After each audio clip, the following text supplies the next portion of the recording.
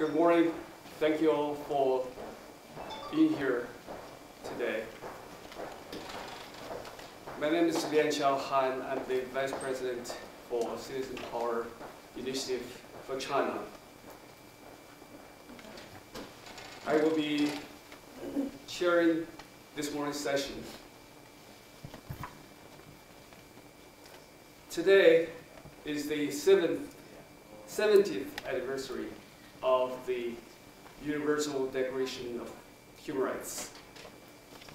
And we celebrate this milestone document by gathering here to have our 13th Interethnic Interfaith Conference, Leadership Conference, and to acknowledge a few human rights defenders who have made contributions to advancing human rights cause. There's no better time than today, this International Human Rights Day, to honor these few brave individuals. Without further ado, I'm going to invite Professor Yan Jiaqi to offer a few remarks.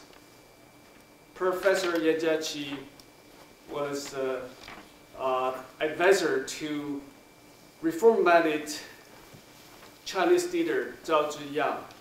He was a scholar, he is a scholar, he is a thinker in our community. And he was the first, the #1 fugitive on the Chinese most wanted list after Tiananmen Square. He's our hero. And please come to the podium, Professor Yan.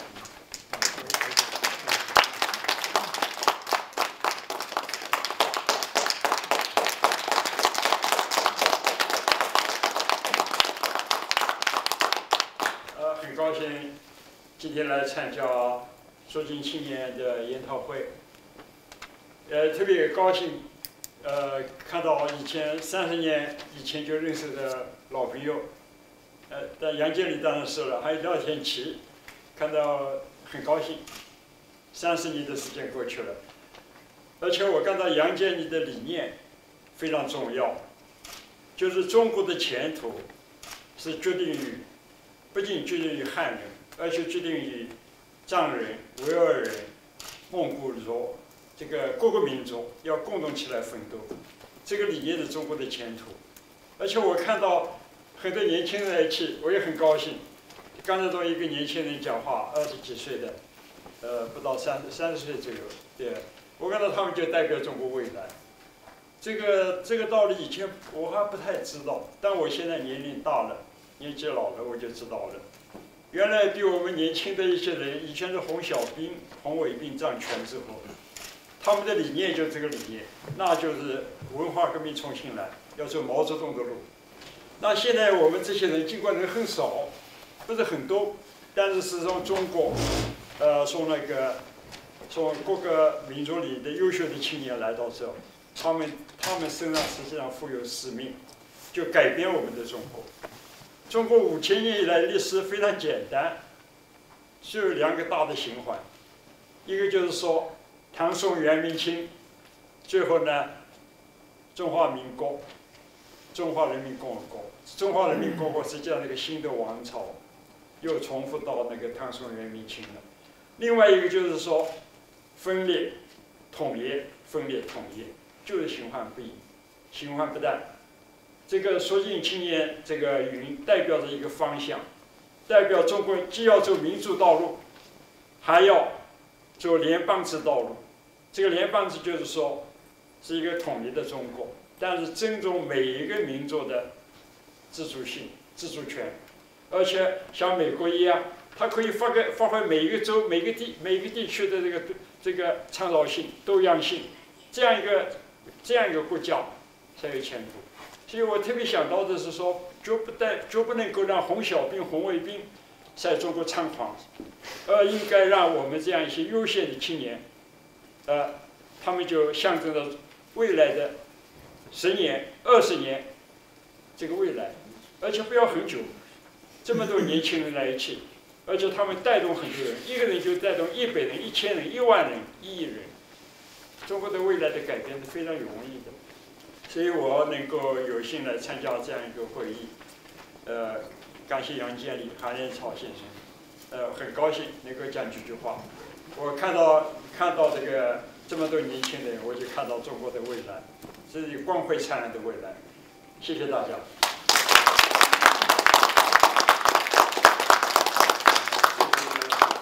Next, I'm going to invite the Holiness Dalai Lama's representative to say a few words. Please welcome.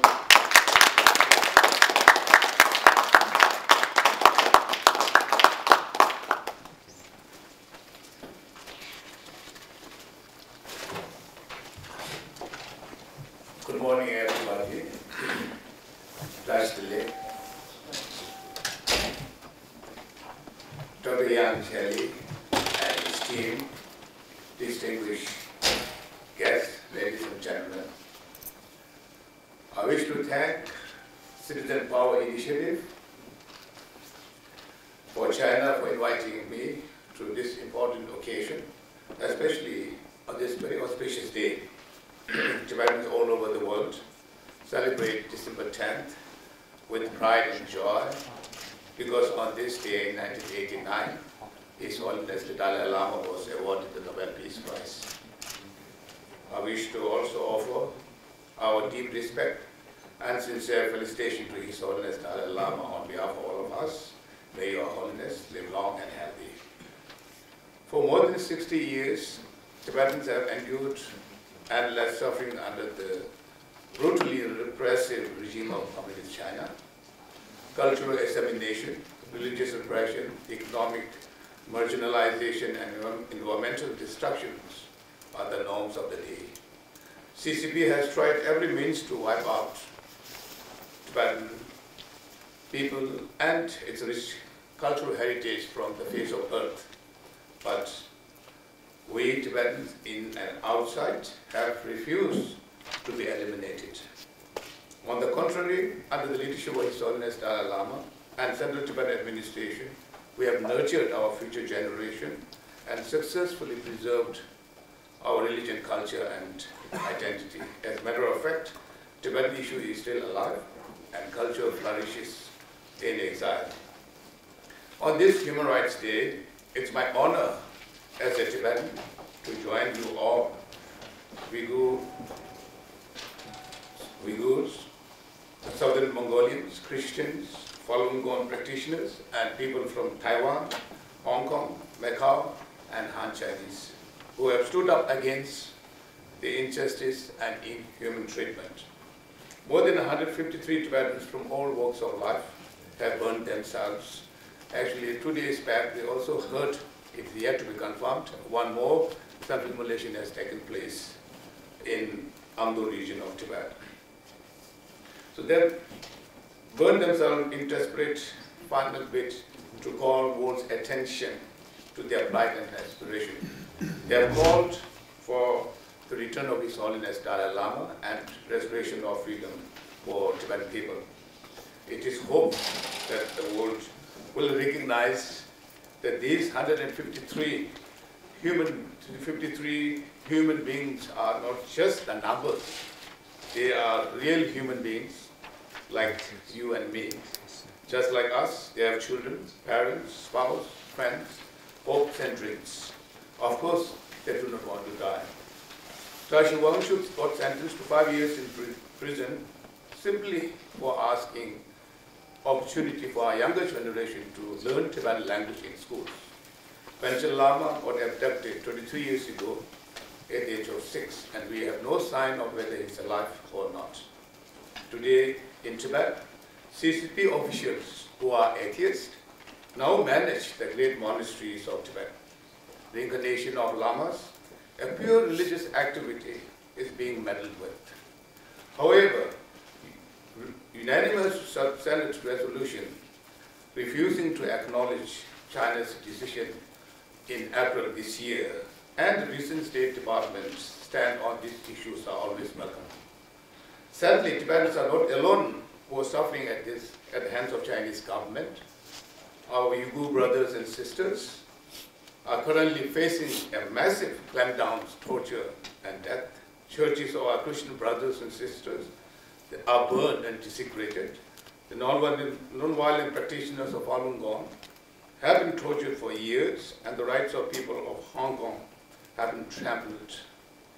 In short, the far-reaching poison tentacles of communist China have stung all of us. It's a shame that the world continues to bend over backwards, turning a blind eye to the pervasive lies, gross human rights violations, and wrongful dealings of the Chinese government. However, on 5th December, during the celebration of Tom Lanter's 10th anniversary, Leader Pelosi, our next speaker, reiterated what she said a few years ago in Dharamsala, that she said, quote, "If we cannot speak up for Tibet for economic reasons, we have no moral authority to speak on human rights anywhere else," unquote. Thank you, Speaker Pelosi, for your steadfast support, and also like to take this opportunity to the US government and Congress for standing with the Tibet issue for a long time.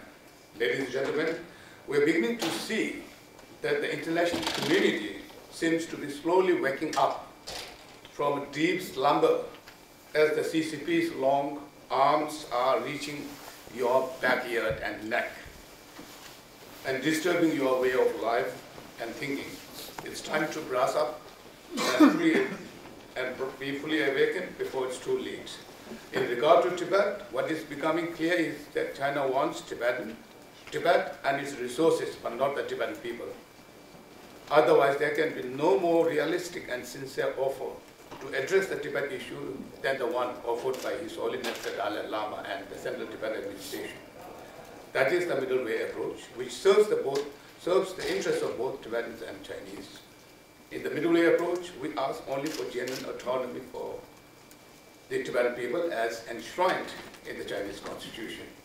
I would also like to make it very clear that our fight is not against the Chinese people, but against the repressive regime in China.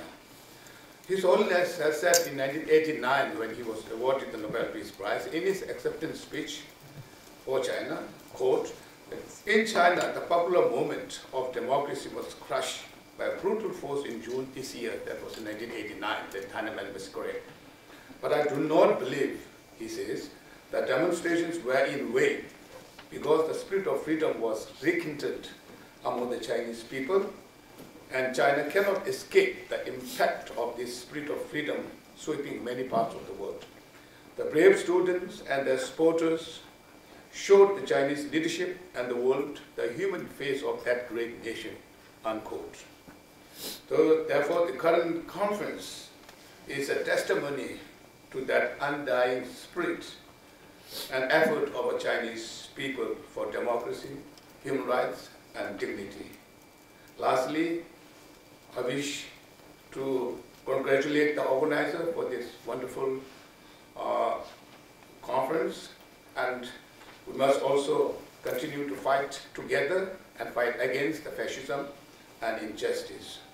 With my prayers for citizen powerful initiative to their efforts to democratize China soon to come. So with these words, I pray, may love and compassion prevail, may truth and justice prevail, may all differences resolve through non-violence and dialogue. Thank you very much.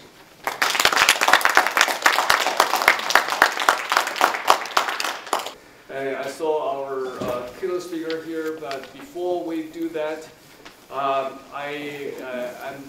going to invite Dr. Yang Jianli to give a presenting speech for our first award to Mr. Bao Tong.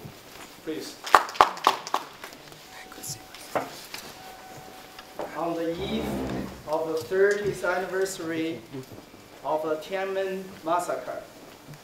It is with great respect and deep gratitude that we present the 2018 Citizen Power Award to Mr. Bao Tong in recognition of his decades-long contribution to building democracy in China and the personal sacrifices he has made toward achieving a peaceful transition of China's political system and support for its civil society. The June 4th, 1989 Tiananmen massacre was a tragedy of modern China and a personal disaster for Mr. Bao Tong himself. In the 1980s, Mr. Bao Tong was the primary assistant of Zhao Ziyang, who was the General Secretary of the Chinese Communist Party and who was also one of the few open-minded leaders of the party. Bao Tong contributed greatly to supporting Mr. Zhao Ziyang's attempts to reform Chinese political system. During the 1989 student democracy movement, he sympathized with the students and opposed the government's violent suppression of students. For this reason, after the massacre, he was sentenced to 7 years in prison and has been under house arrest and close surveillance since his release from prison. However, Mr. Bao Tong does not regret losing his government position, nor is he discouraged by the setbacks of Chinese political reform. For years, he has continued to speak out as a citizen. He has advocated for human rights and has bravely challenged China's suppression of a civil society. Indeed, it seems that with every setback, the more emboldened he becomes. He never retreats, always displaying his tremendous willpower and moral character.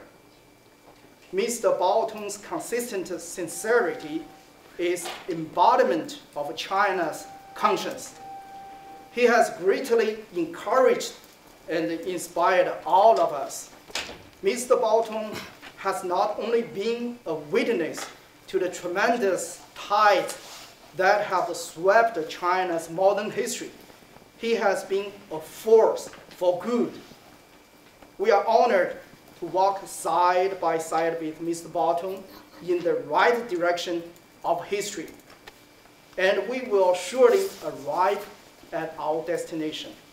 Today, we pay high tribute to Mr. Bao Tong by presenting him with Citizen Power Award. Now I'm pleased to invite Mr. Karl Gershman, President of the National Endowment for Democracy, to present the award to Mr. Bao Tong. I pleased to invite Professor Yin Jiaqi to receive the award on Bao Tong's behalf.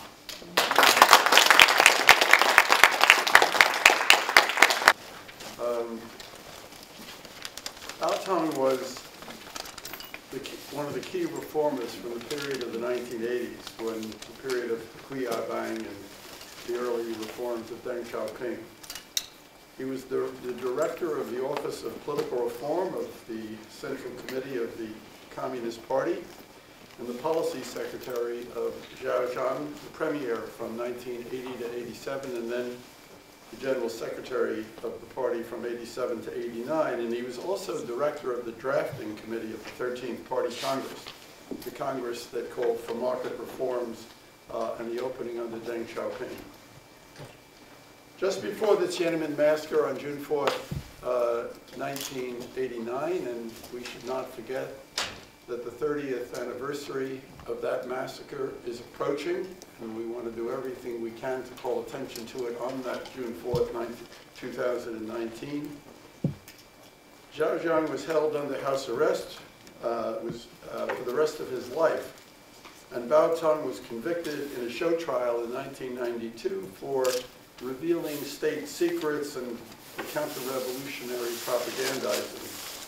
He was the highest government official to be charged in connection with the uprising, and he was imprisoned for 5 years and then constantly guarded and controlled by state security. He appealed for the restoration of Zhao Zhang's political rights from 1998 until Zhao Zhang's death in 2005, and he was instrumental in the publication of Zhao Zhang's memoir based on audio tapes that he made secretly while under house arrest and discovered only after his death. He was a signatory of Charter 08 and called for the release from prison of the Charter's main author, Liu Xiaobo, the Nobel laureate. He also continues to write articles and to speak critically of the government and its policies, including calling for political reform in China and for real democracy in Hong Kong, as promised by in the 1997 Sino-British joint declaration that promised one country, two systems. He and his wife were attacked by 20 plainclothes security agents when they tried to leave their home in 2005 to pay their respects to the family of Zhao Zhang right after his death on January the 17th. They were injured, but were told that they would not receive medical attention unless Bao Tong removed the white flower that he pinned to his vest, the white flower being a traditional symbol of mourning, and of course he refused to do that. On mourning Zhao Zhang, Bao Tong has said that his life formed part of a heroic and mighty task, that of pioneering the protection of human rights and democracy for the Chinese people. To mourn Zhao, he said, is to defend human rights. To mourn Zhao is to pursue democracy and the rule of law. To honor Bao Tong now, as we do, is also to defend human rights in China and to pursue democracy and the rule of law. This is our obligation, and we do so not just to defend the rights of the people of China, but also the cause of world peace that China now threatens. We honor him for our freedom and for his and for our common future. And I'd now like to present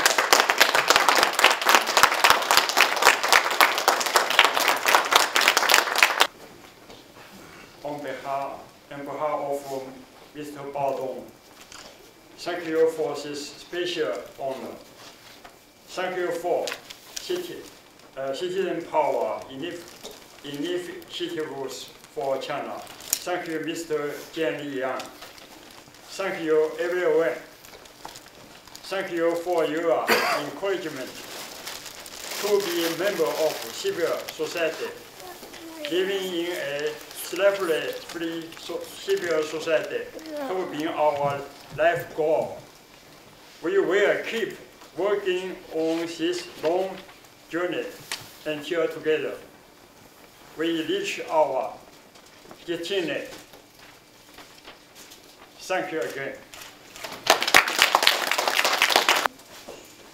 Now I'm going to invite Mr. Gershman to give us a keynote speech. Mr. Gershman does not need introduction. Everybody here knows him well.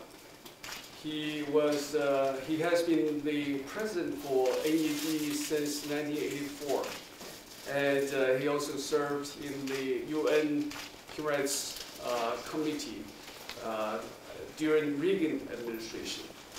And Mr. Gershman devoted his entire life to advancing the human rights cause.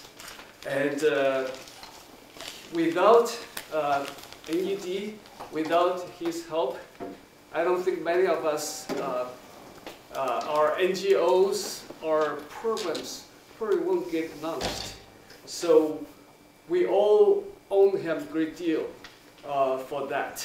And now let's welcome Mr. Gershman to give us a keynote speech.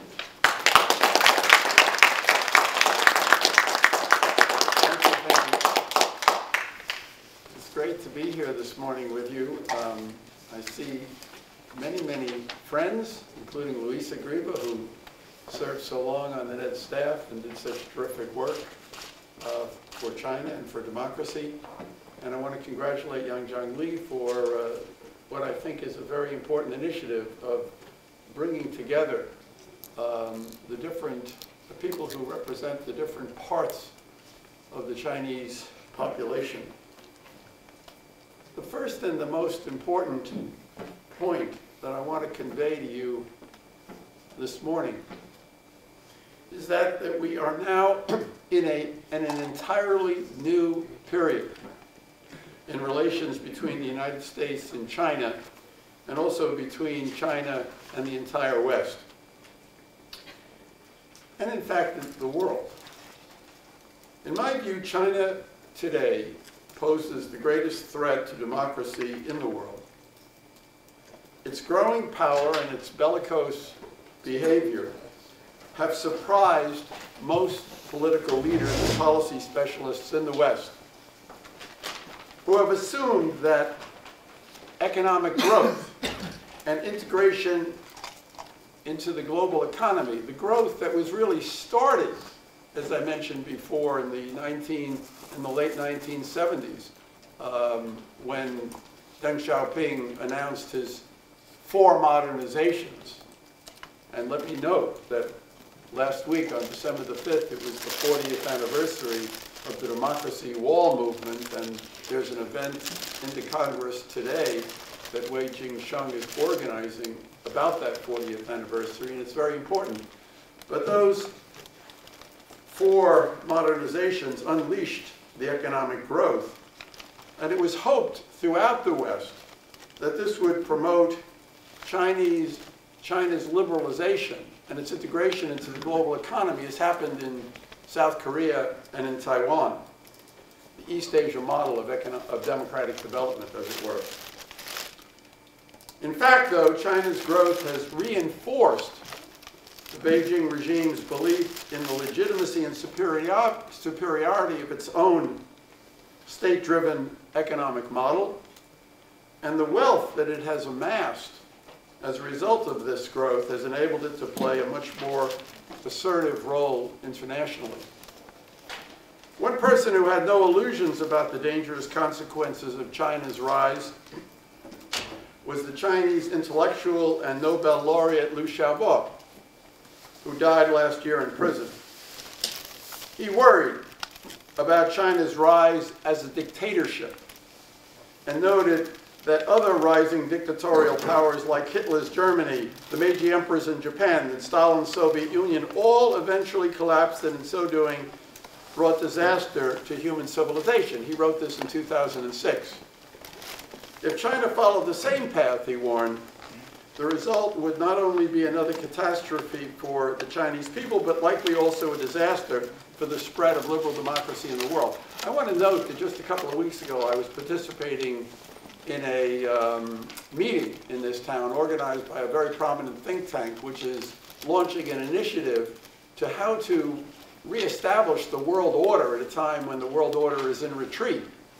And one of the prominent people at this meeting said, "I cannot imagine a world order without China." And he talked about Belt and Road and how important. We even compared Belt and Road to the Marshall Plan. And I said, look, if Liu Xiaobo was sitting at this table, he would say, "I cannot imagine a world order without a democratic China." He would make a distinction. And how do you have a world order with a dictatorial China? You need a democratic China for a world order.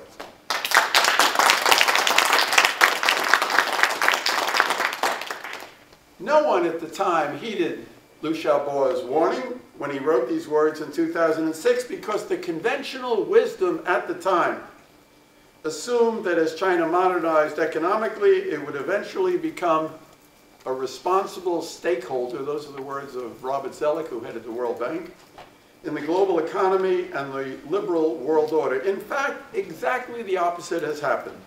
As China has risen economically, Beijing has become far more repressive. We heard about that this morning already with respect to Tibet. Arresting dissidents and independent lawyers, creating mass concentration camps for Uyghur Muslims in Xinjiang province, and using facial recognition technology and other digital tools to establish what has ominously been called the surveillance state. Internationally, it has militarized the South China Sea, despite President Xi Jinping's pledge not to take such action that was made in the Rose Garden here in Washington in 2015.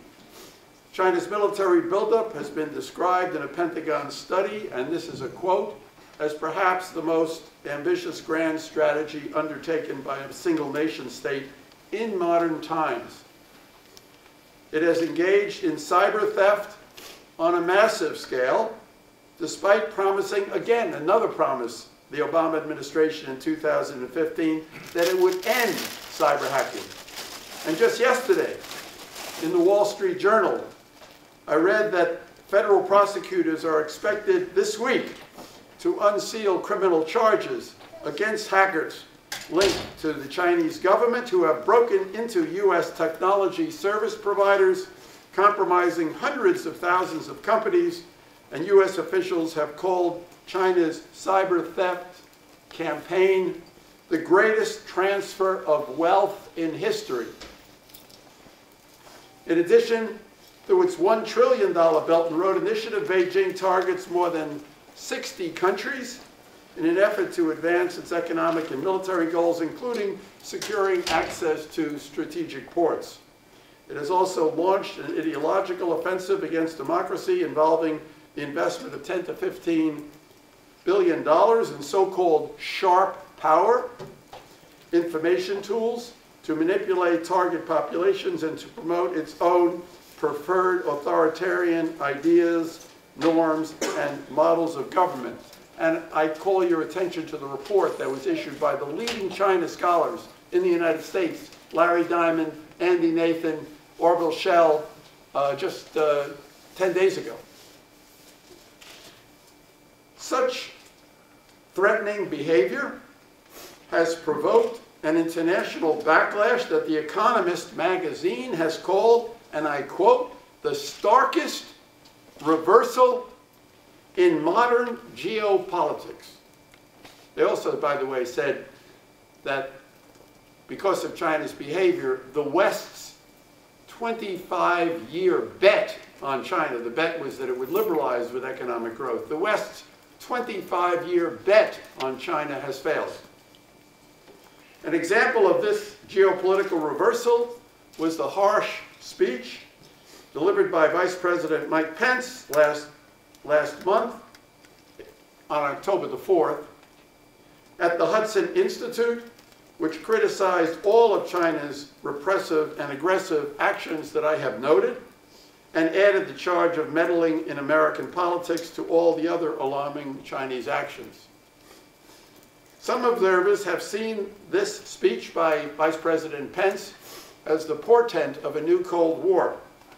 But a shot across China's bow is not a coherent policy response to the greatest international challenge now facing the United States.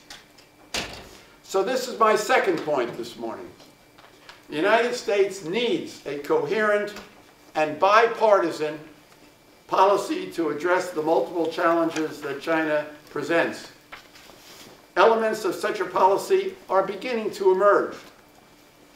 In addition to the Pence speech and the accompanying trade and tariff conflicts with China, the China surge has triggered a proliferation of proposals to counter and to contain China's expansionism, ranging from efforts to balance China militarily in the South China Sea and other potential conflict zones, to demands for a policy of reciprocity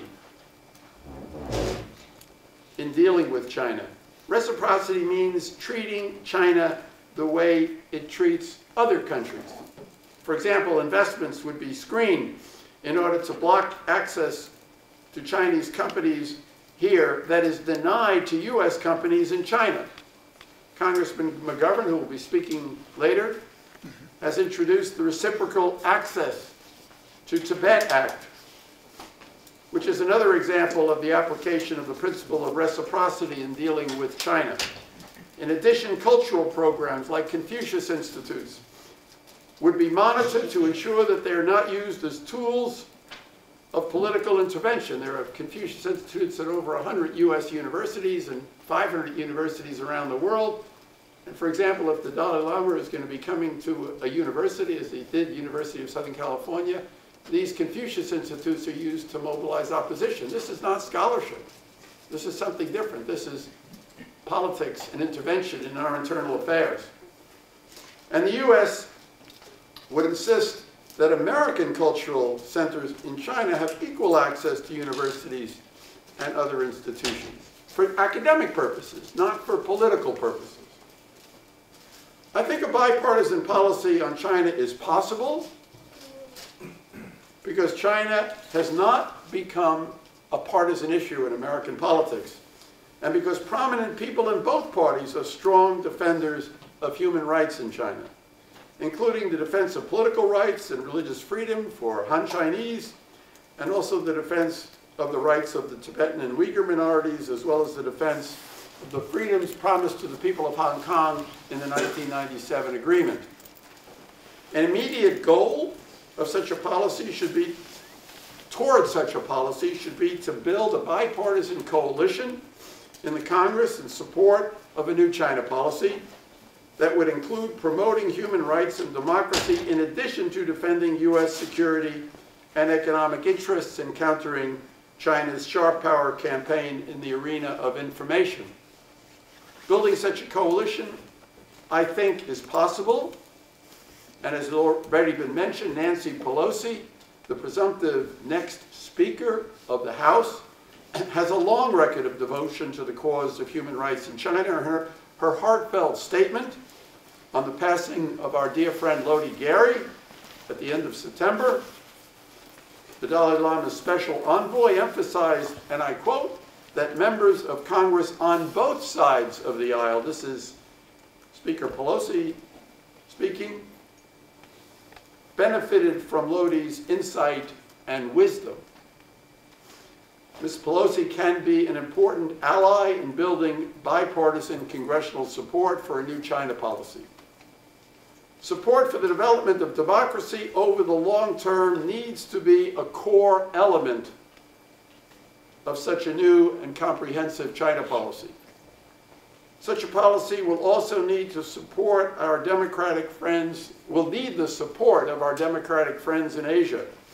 None is more important than India, which shares the US concern about the rising power of China. It also shares a 2,500-mile border with China that it never had before the invasion, occupation, and annexation of Tibet, which was illegal under international law, and parts of that border, as you know, are disputed.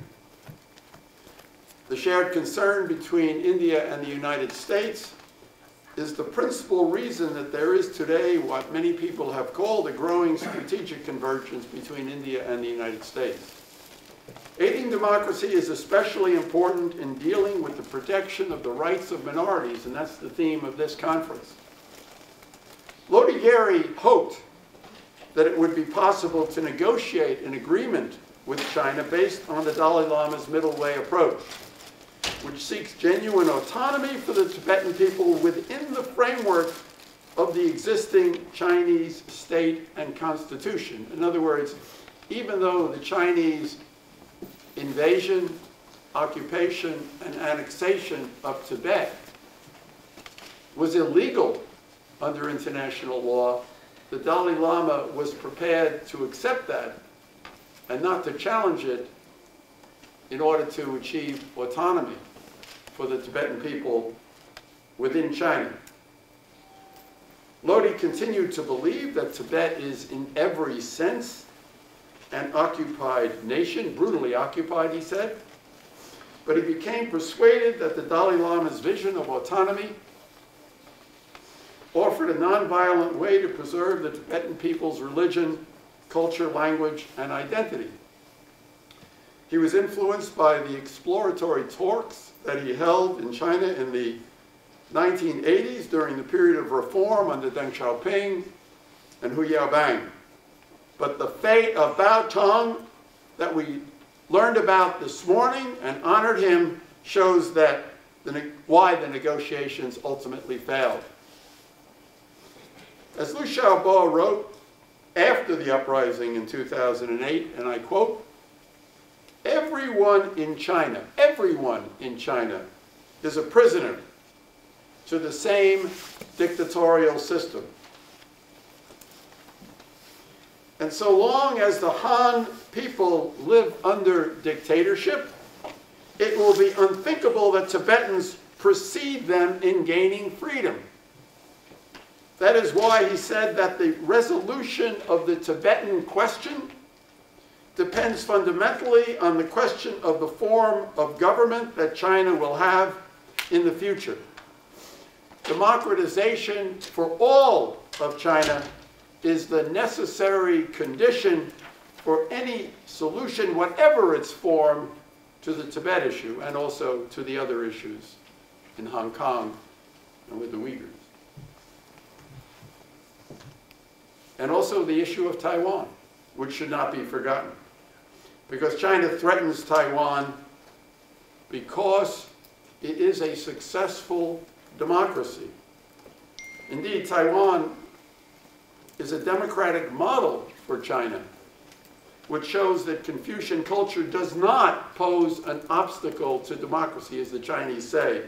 And they also talk about democracy bringing chaos and instability, and yet Taiwan is a very stable and successful democracy. So this, in a way, threatens the very idea of the totalitarian state in China. There are some people who have given up on the prospect for democracy in China, which I think is a serious mistake. I recently had a correspondence with a friend in China, a liberal intellectual and writer, who wrote to me just last week, and I quote, "We will continue to labor for the coming transition in Greater China." The coming transition. That's a very hopeful goal. Our friends in China have not given up, and nor should we.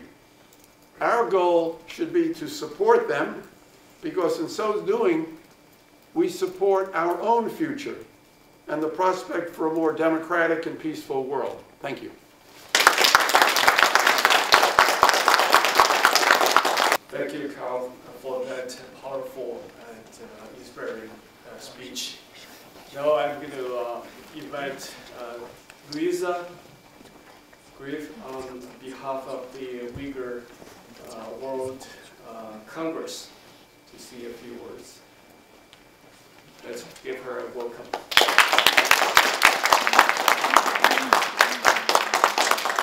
Thank you so much, Lian Chao. Umar Kanat, the executive chairman of the World Uyghur Congress, is on his way back from a very successful advocacy trip in Australia, and so was unable to join us today, and he asked me to read you his remarks in his place. Absolutely, the World Uyghur Congress and the Uyghur Human Rights Project, for which I work, agree with Karl Gershman.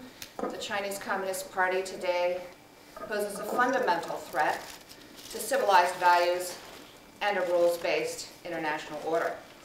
The massive crackdown inside China in 2018 is breathtaking, encompassing independent intellectuals, civil society, and religious believers of all kinds, many of whom are gathered here today and tomorrow for this important conference. Religious believers including Christians, Falun Gong practitioners, Tibetan Buddhists, Chinese Buddhists, and Hui and Turkic Muslims across the length and breadth of China. But I want to speak today about the Uyghurs' homeland of East Turkestan. This has been ground zero for an extreme form of repression that shocks the world.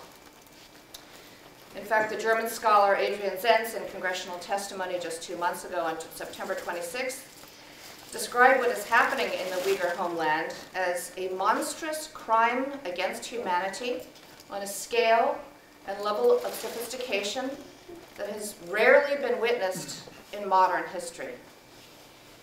Just last week, the Deputy Assistant Secretary of State Scott Busby provided an official U.S. estimate of the scale of repression and the crackdown on the Uyghurs in his Senate testimony. The U.S. government now believes that at least 800,000 and possibly over 2 million people have been swept up into Xinjiang's concentration camps since April 2017. It has been 20 months since this nightmare began. These camps are not temporary. Experts are now calling them concentration camps, concentrating an ethno-national minority under lockdown, 2 million out of about 11 million people of Uyghur and other Turkic Muslim background under lockdown. Uyghurs are asking, how can the world continue business as usual with the regime systematically expanding concentration camps in the 21st century? And indeed, the world is taking action. Senator Rubio and Representative Chris Smith have shown true global leadership, mounting a vigorous defense of the democratic values now under attack.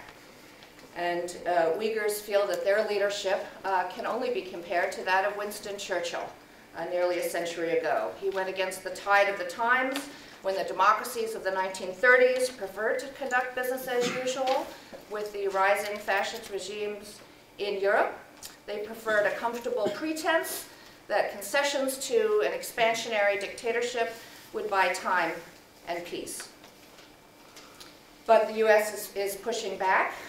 The U.S. Congress passed the Global Magnitsky Act in 2016. It's very fitting that a focus on the Global Magnitsky Act and how it can be used to defend democracy is another focus of this conference.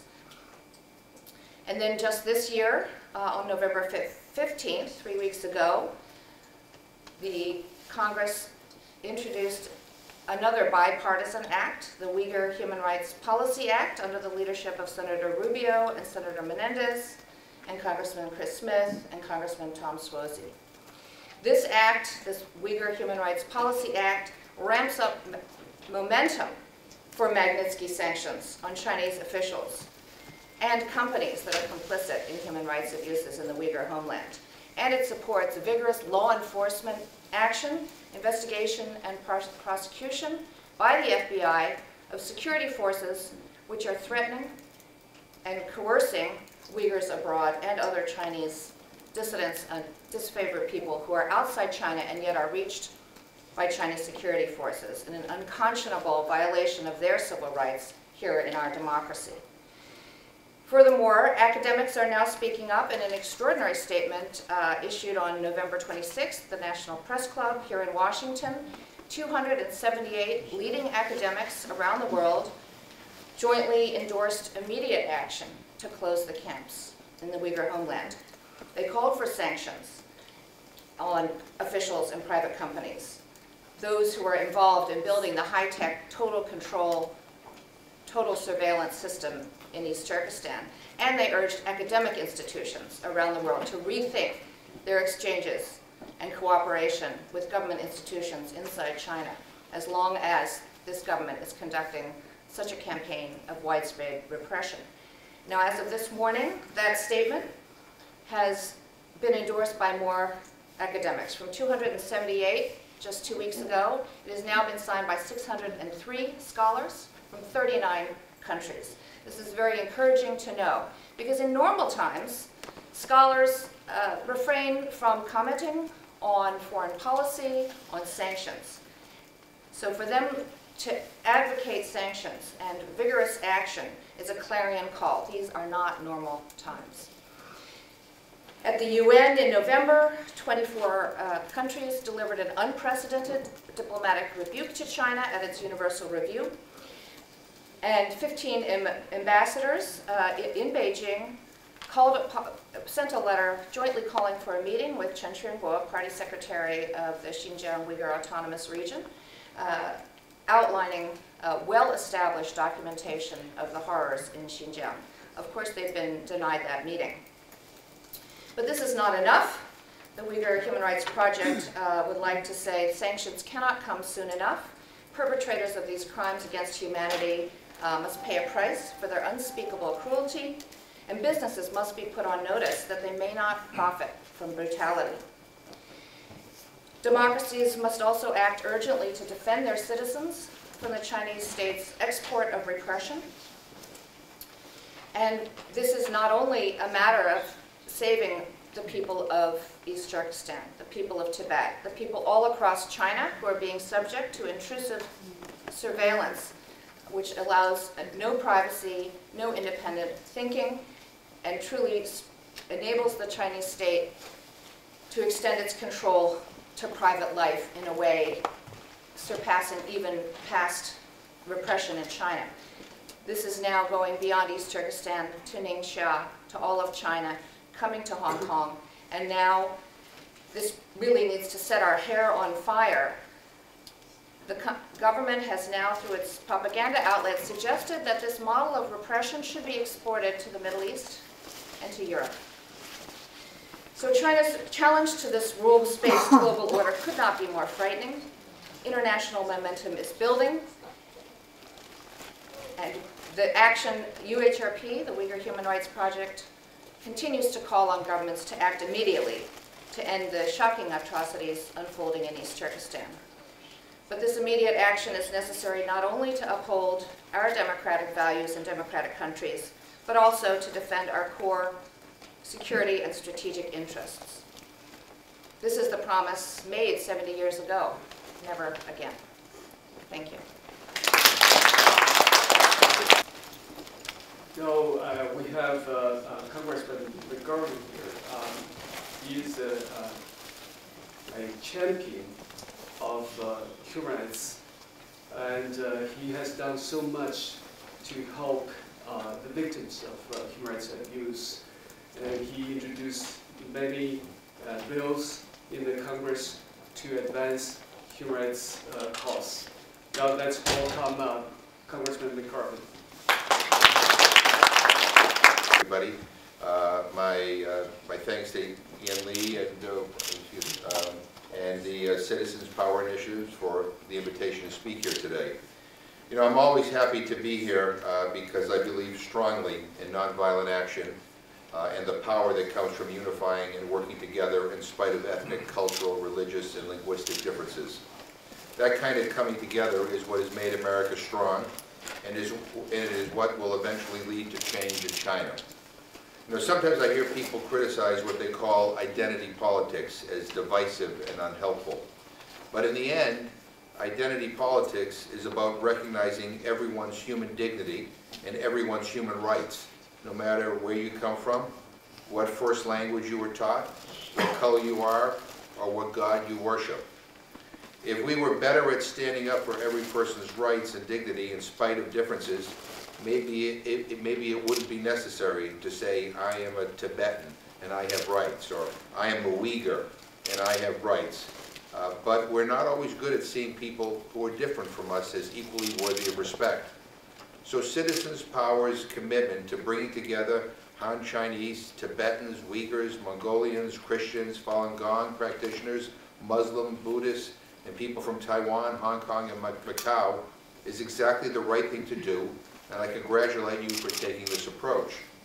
I also understand that during this conference, you will be focusing some of your attention on the 2016 Global Magnitsky Human Rights Accountability Act, which authorizes the President to impose financial sanctions and visa restrictions on foreign persons in response to certain human rights violations and acts of corruption. As one of the authors of the Global Magnitsky Bill, it makes me very happy to see that during the short time it has been in effect, it has already become an important tool for sanctioning human rights violators and corrupt officials when their home governments refuse to do the right thing. You know, the great thing about the Global Magnitsky Bill is while there may not be accountability or consequences for human rights violations in a particular country, this is a consequence. It is a real consequence. Part of the reason that Global Magnitsky has so quickly become an important tool is because human rights organizations have done an incredible job preparing good cases, documenting the crimes committed by state officials, and presenting that information to the United States government. This is a good practice, and I strongly encourage you to continue it. At the same time, we should all remember that sanctions work best when they are multilateral and backed up by serious, strong diplomacy. So I also want to encourage you to do everything you can to make sure that the United States government puts human rights front and center in all aspects of relations with China.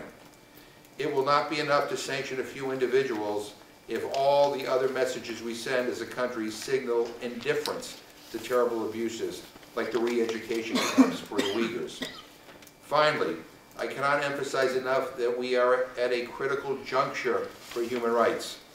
Today is the 70th anniversary of the Universal Declaration of Human Rights, and the last 7 decades have seen many pro-human rights achievements: decolonialization, the fall of the Berlin Wall, the end of apartheid in South Africa, the spread of democracy throughout most of Latin America. But we are also seeing the reappearance of ruthless authoritarian leaders, continual incitement of sectarian conflict, terrible atrocities committed against civilian populations, and the worst humanitarian crises since World War II. Under Xi Jinping, China's human rights record is deteriorating. To be more blunt, it is abysmal. Those of you here today know this far better than me. The best way to commemorate the 70th anniversary of the Universal Declaration of Human Rights is to recommit to doing everything we possibly can to fulfill his promise in China and around the world. And to all the people who are here who represent so many incredible organizations and so many human rights defenders, I just want to say thank you. You know, people, I was coming in here today and somebody said to me, as they often do when I come to events like this, thank you for speaking up. But it didn't take any courage for me to speak up. It didn't take any courage for a member of Congress to condemn China's abysmal human rights record, because nothing happens to us. But it does take a lot of courage for those people who are in China, who are standing up each and every day trying to defend their rights and the rights of others. They face imprisonment, they face disappearance, many of them have faced death. That is what real courage is, and I think for so many of you who are here today, who represent so many different organizations and different peoples in China, you coming to us in Congress and telling us the stories, you know, the real life situations, that's an inspiration to us. And I just want you to know that.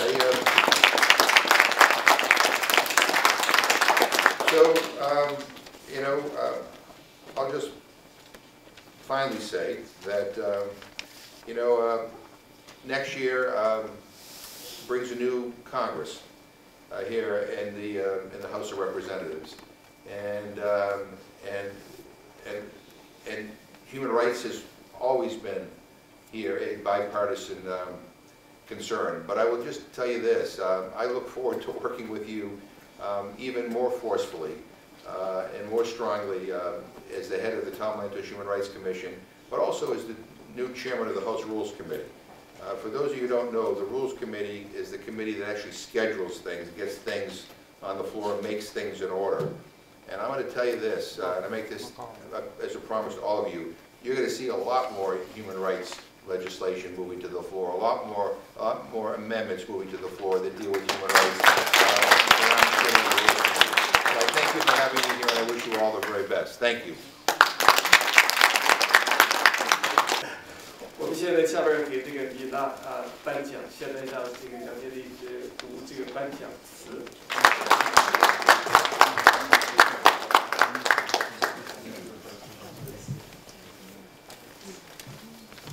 This honoree's personal bravery is humbling and incredibly inspirational. Miracle Tursun was born in Kuala City, Xinjiang, known to Uyghurs as Eastern Turkestan. She is an ordinary Uyghur woman that has taken extraordinary courage and heroic action in helping to expose to the world the Chinese Communist regime's atrocities against the millions of Uyghurs. Rayburn gave birth to beautiful triplets in March 2015. However, when she took her 2-month-old babies back to Xinjiang in May 2015, the Chinese police detained her and took her babies away from her. She did not see her babies again for another 3 months. And when she did, they were in hospital, suffering terrible health problems. Her oldest son later died. Between May 2015 and April 2018, Rayburn was taken into detention 3 times. Altogether, she survived 10 months in the camps. Each time she was taken, police handcuffed her and put a black sack over her head. Each time, she suffered unbearable torture and mental torment. The cells were so overcrowded that prisoners had to take turns sleeping. The conditions were filthy, with a single toilet in the room for 60 or more people. Some prisoners had not taken a shower in over 1 year. The prisoners were fed a starvation diet, often just a steamed bun or watery rice. Rayburn suffered beatings that caused her hands to bleed. She suffered prolonged sleep deprivation and electrocution so severe that she begged the guards to kill her. Because both of Rayburn's children have Egyptian nationality, the Egyptian embassy in China intervened. Finally, she was allowed to leave China for Egypt. Before boarding, the Chinese authorities warned her not to forget who she was and that her parents were still under the protection of China. Rayburn has shown tremendous inner strength in surviving China's modern-day concentration camps. As a 29-year-old grieving mother and a torture survivor, she chose not to suffer in silence, but to come forward to the world stage to tell the truth, to tell about the horrific suffering and cruelty that over 1 million others are still experiencing in China today, right now. While the Chinese communists continue to lie and try to cover up their attack on the Uyghur people, Rayburn's brief testimony has helped shine a light where there has only been darkness. For her extraordinary strength and her courage in coming forward as a public witness to crimes against humanity, Citizen Power Initiative for China awards her this Citizen Power Award of 2018. Now I'm pleased to invite Congressman McGovern to present this award to Rayburn person.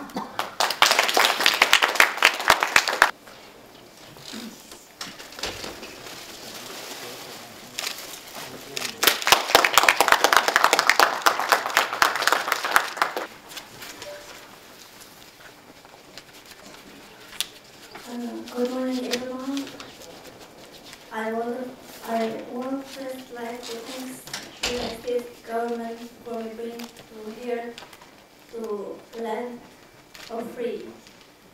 And also thanks the citizen power and activists for Chinese giving me the opportunity person myself and the story today.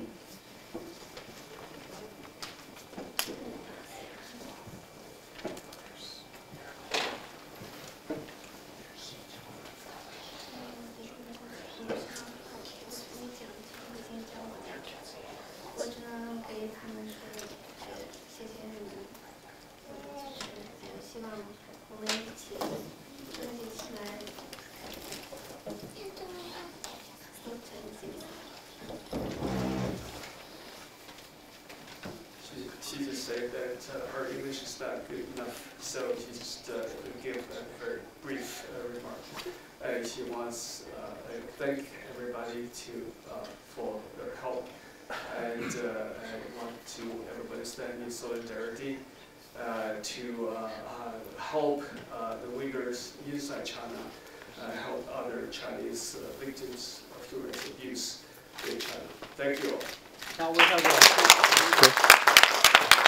we have Congressman Smith, another national global champion of human rights here. We want to have him to give us a few remarks first. Thank you very much. I'm sorry I was a bit late coming back from New Jersey, but Marigold, thank you for your tremendous bravery and leadership. Some of you may know she's testified at our hearing on Marco Rubio and I co-chair the China Commission, and she gave compelling testimony of her personal overcoming spirit, having been in a cell that she said at one point had 68 people, women, pretty much all standing up. 9 women had to be taken away during her incarceration because they simply died. But what got me the most was when she talked about the tiger chair and the torture that she endured at the hands of the Communist Party, and saying at one point that she almost wishes she had died, would rather die than go through that horrific torture with the electrocutions being put upon her. They even shaved her head so that the electrical connectivity would be more severe and more painful. And yet this amazing, persevering woman continues in her faith, but also as a great human rights activist calling for human rights in China. Let me also say that one of the things she said in the hearing that showed the vanity of the Chinese Communist Party, and that is when she talked about singing songs praising the Communist Party, and also talking about singing the praises of Xi Jinping. I mean, how vain can you be? A dictatorship that requires political prisoners and religious prisoners to sing to the leader, Xi Jinping. So I want to thank her for that tremendous witness and that bravery that she has shown. As you all know, she bore 3 wonderful triplets, and one of those children sadly and tragically died under questionable circumstances with this terrible Communist Party. So I want to thank her again for bearing and shining light. I would just conclude, I did have a fuller speech, but I know I came a little late. You know, we will not cease in our striving in the promotion of human rights in China. First and foremost, because the people deserve better. These are universally recognized human rights to which Xi Jinping and the Chinese dictatorship has acceded to. They said they're all for this. They tell the world they're all for human rights, while they brutalize their own people, from the Muslim Uyghurs to the Tibetan leaders with the Dalai Lama in exile, the Falun Gong, the Christians, and as you all know, the recent NGO law, relatively recent, which crackdowns on non-governmental organizations, and the even more recent religious persecution law is almost without precedent in any society, as they cease to crush or have all faiths conform to communist ideology. We need to shine a brighter light on all of this. It is bipartisan. I see my good friend from Massachusetts here, and I know he speaks out, as do so many of us. It is bipartisan. We have to always ensure that our president, whether it be whoever it is, in this case President Trump, shine that light and make it a priority. It is a national interest. It's a military interest because a China that is promoting the bad governance law in Africa and elsewhere, as they are doing, is a more dangerous, destabilizing entity on the world stage.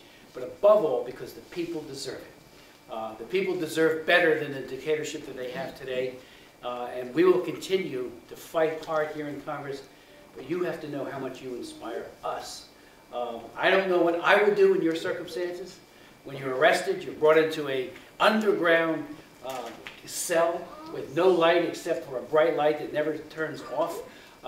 Cameras on the four corners, as you pointed out in your testimony, watching everything. The fact that the women are stripped and humiliated in front of men, the guards, and then made to bear unbearable tortures like you talked about with the tiger chair. So we are inspired by you, and we will fight hard. And Dr. Yang, who has always been a leader and a great friend, you know, when Zhe Hetian, the butcher of the Tiananmen Square massacre, who was the one who said, "Send in the tanks," when he rose to the level of being a defense minister equivalent to our Secretary of Defense, he was invited to the White House, got a 19-gun salute under President Clinton, which I thought was unconscionable. But when he was at the Army War College, he said, "Nobody died at Tiananmen Square." He was asked a question by a U.S. officer who probably was reprimanded for it. He said, "Nobody died at Tiananmen Square."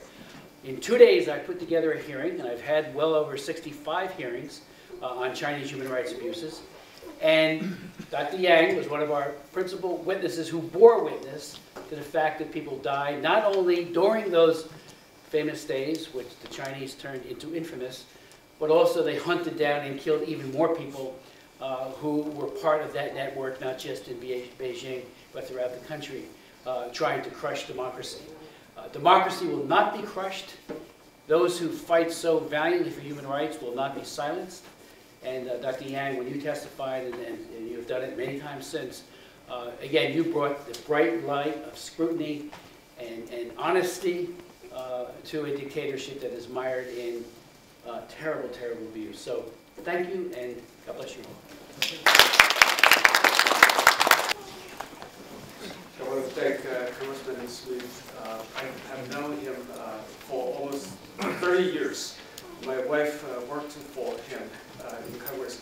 He's the one that has done so much for the Chinese dissidents, from early Tiananmen Square leaders, student leaders, to Liu Xiaobo, to Chen Guangchen, to so many. And we're so grateful to you for your help of the advancing the human rights cause. And now I am honored to ask Jenny to read a citation for another extraordinary individual that's going to receive the Citizen Power Award. Ms. Katrina Sweat, please.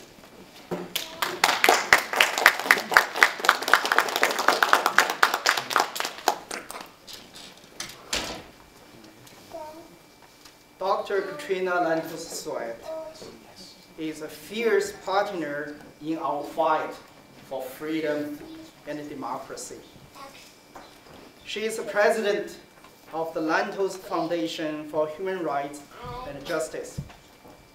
10 years ago, Katrina founded the Lantos Foundation to continue the human rights work of her legendary father, Congressman Tom Lantos, the only Holocaust survivor ever to serve in the United States Congress.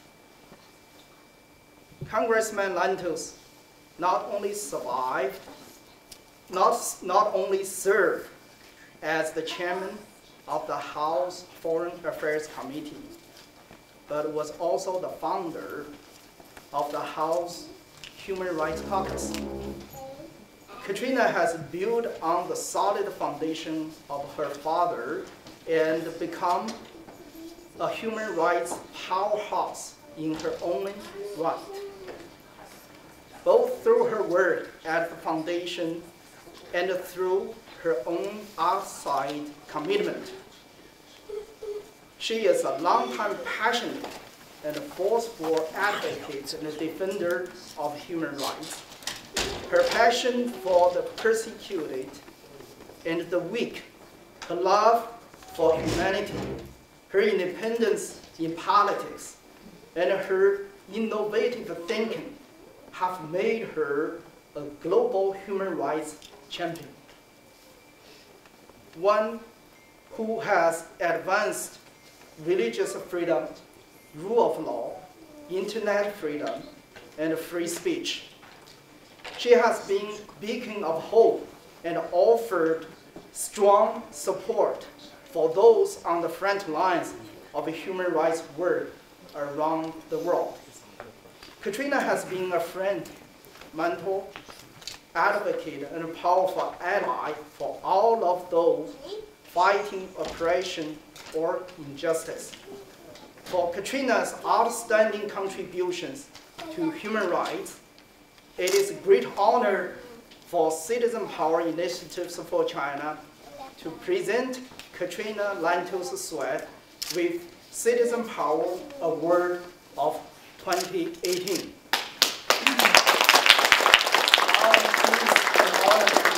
Congressman McGovern to present the award. I'm really honored to be able to present this award to Katrina Lantos-Sweat, who I think has been aptly described as basically a powerful force, a force of nature, or whatever. But when it comes to human rights, there is nobody, and I mean nobody, who stands up and who fights harder on behalf of oppressed people around the world. And for some of us who had the privilege of being at the Lantos Foundation dinner the other night, where Vice President Biden was honored, but also Joshua Wong and the brave young leaders in Hong Kong were presented the Lantos Human Rights Award. It was really quite incredible, and it was really an unbelievable event to behold. But I am so honored to be able to present this to my friend Katrina, and thank you for all that you do.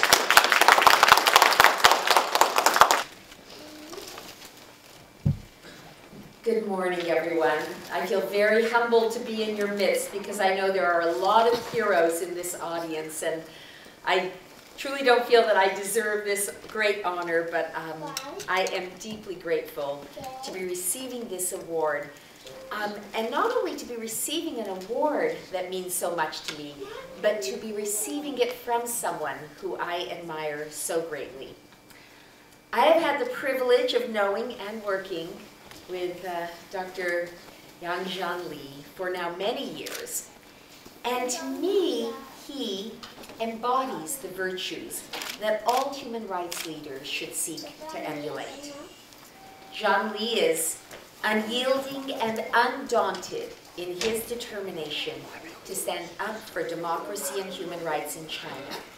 And he is equally unyielding in his determination to do this in a way that is not only nonviolent and inclusive of all the communities that are impacted by China's terrible repressive policies, but also to do it in a way that calls forth what Abraham Lincoln used to call the better angels of our nature.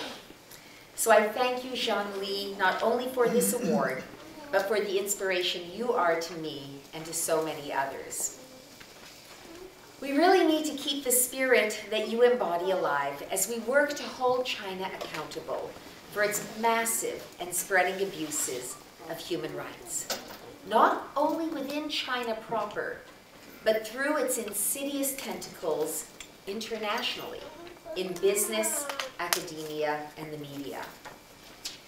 Because of its vast size and its throw weight, the bottom line is that China again and again succeeds in distracting, denying, and downplaying the outrageous abuses taking place from Tibet to Hong Kong to Xinjiang to the daily lives of literally millions of ordinary Chinese citizens who simply want to claim their inherent birthright to freedom, democracy, conscience rights, the rule of law, free expression, and freedom of movement. The challenge is great indeed, but China is not as invincible as it sometimes appears to outsiders. Any government that does not derive, and I'm quoting here from our founding documents, that does not derive its just powers from the consent of the governed has an underlying fragility and vulnerability that no boasting or blustering can conceal forever. Particularly not if brave activists like all of you continue your unrelenting efforts using every legal, peaceful tool at your disposal to shine the light on China's abuses and to hold our leaders accountable for the way they do or do not speak out and act to defend China's human rights in China. And I do have to pay special tribute to two of the greats who are here with us today. We heard a moment ago from Congressman Chris Smith, and I was very privileged to receive this award from Congressman Jim McGovern. Quite honestly, if the Congress had, I would love for it to have 435 Chris Smiths and Jim McGoverns, but even if we just had 100 Chris Smiths and Jim McGoverns, we would be in a very, very different place. They believe in these fundamental rights with every fiber of their being, and they do not let an opportunity pass them by to advance that cause, to stand up and speak out. But they are, sadly, the exception and not the rule. So what are some of the ways in which we need to hold our leaders accountable? We know about the importance of holding China accountable, but to some degree, we have only so much power to do so.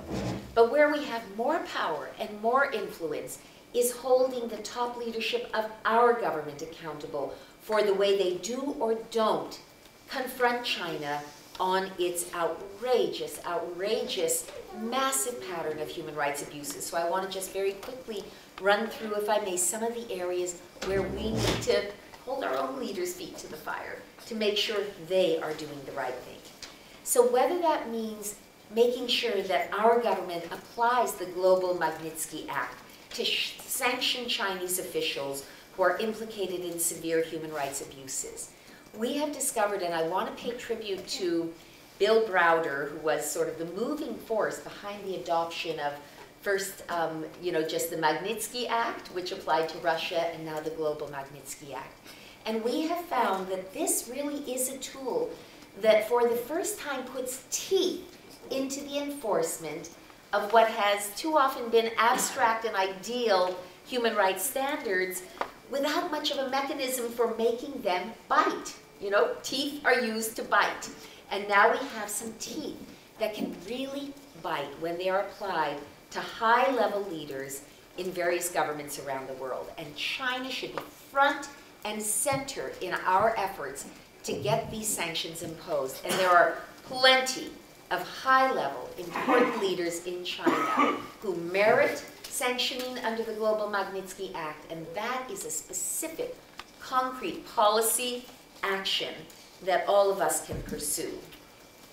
Another example is something very specific and very concrete and very near and dear to the heart of those of us at the Lantos Foundation is adequate funding and support for internet freedom technologies that will allow the Chinese people to circumvent the Great Firewall of China and to sort of escape, if you will, from the information prison that their government wants to hold them in. I have to say, this is an issue that the Lantos Foundation, working with many of the people here, has been very focused on, but we have not done the job that we need to do and can do to fund technologies that will enable people within China and other closed societies to safely and anonymously access the internet without censorship, without efforts by China and other countries to wall them off, as I say, in an information prison. You know, when we think about the vast sums of money spent by our government on a huge range of initiatives, when we quite honestly think about the vast sums of money wasted by our government on unproductive and useless initiatives, it is shocking to me that the virtual pennies that it would take to robustly fund the technologies that are out there just has not been dedicated to that purpose. And we are really talking 30, 40, $50 million a year. They sound like large sums of money. Of course, all of us would love to have that in our own bank account. But in the context of this massive US budget, these are barely rounding errors. And yet, we haven't done it. The Congress has done its part in terms of directing the relevant government agencies to direct their funds in that way. But bureaucratic intransigence and other forces have prevented it from actually happening.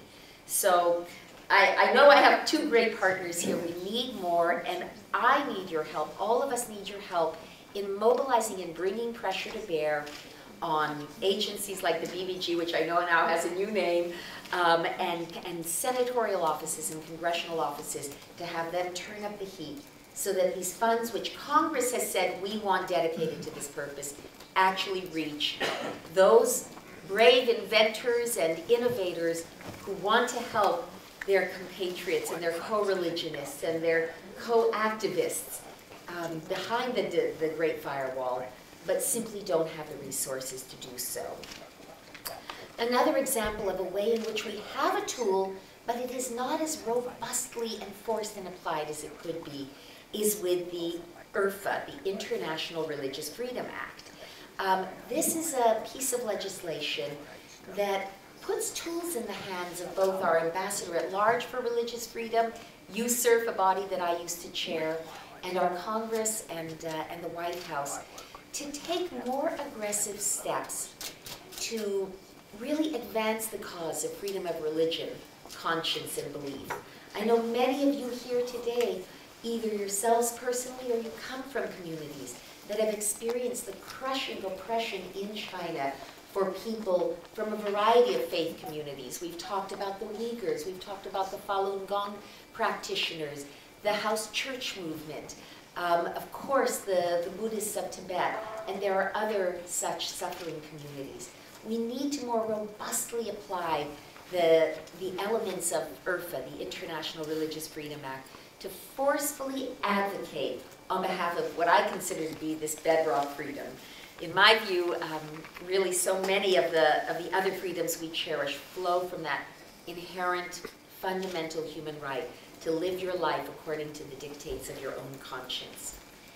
And finally, China can no longer be allowed to flout the rule of law with impunity in business matters. And this is very important to China. You know, when all is said and done, they are focused above all on that bottom line of their trade and their economy. And we know that they have flouted the rule of law internationally in that arena for a long time, whether it be the theft of intellectual property, industrial espionage, forced technology transfers, and the violation of sanctions. I have read much in the last few days, and perhaps you have as well, about the real fear that the detention of the Huawei CFO, Ming Wanzhou, in Canada has stoked among the elites in China. And I want to be very candid in saying that I don't know enough about the merits of the underlying issue to speak with any expertise about it. But I do know that it is high time, indeed it is past time, that China realizes it cannot act with impunity to violate international law and expect to get away with it with no consequences. And frankly, if that realization makes them a little bit afraid, I think that's probably a very, very good thing. I want to pledge to each of you here today that the Lantos Foundation will continue to fight for democracy and human rights in China. And we are so proud and frankly very humbled to stand shoulder to shoulder with all of you in this battle. My late father used to love to quote from the famous New Hampshire poet. I'm from New Hampshire, so whenever I have a chance to plug my little state up there in the Northeast, I do. But one of America's greatest poets, indeed a past poet laureate, was from New Hampshire by the name of Robert Frost.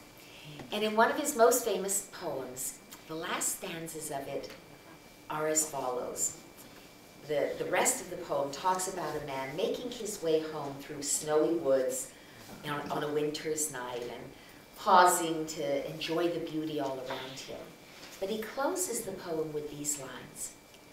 The woods are lovely, dark, and deep, but I have promises to keep, and miles to go before I sleep, and miles to go before I sleep.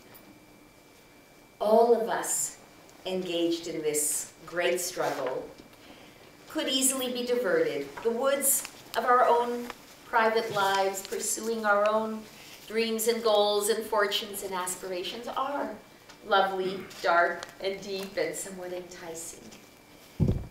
But each one of us has a promise to keep. Some of you have promises to keep to family left behind, to co-religionists left behind, to friends who are still struggling there in China without the freedom and opportunity, without the voice that you have.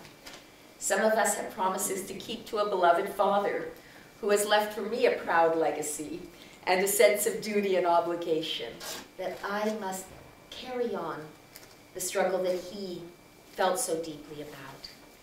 And so I guess my last words to you today are, don't let any of us get diverted in those lovely, dark, and deep forests and woods. Let us remember the promises that we have to keep, and let us go forward on this long journey together. Thank you very much. Thank you, Christina, for that very touching, very inspiring speech. And I think she already offered us an action plan, which we can adopt by the end of this conference. We don't have to do much. I sincerely hope that we can use the Magnitsky, Global Magnitsky Act to put Chen War on top of that list. I hope that we can hear this good news from the White House soon. But thanks again for Congressman Smith that championed that Global Magnitsky legislation. Now we have a really powerful tool we can use to advance the human rights cause. With that, I'm going to invite our next speaker, our dear friend from Southern Mongolia. He's Enho Bato. He is a director for Southern Mongolia Human Rights Information Center. Now let's give him a welcome.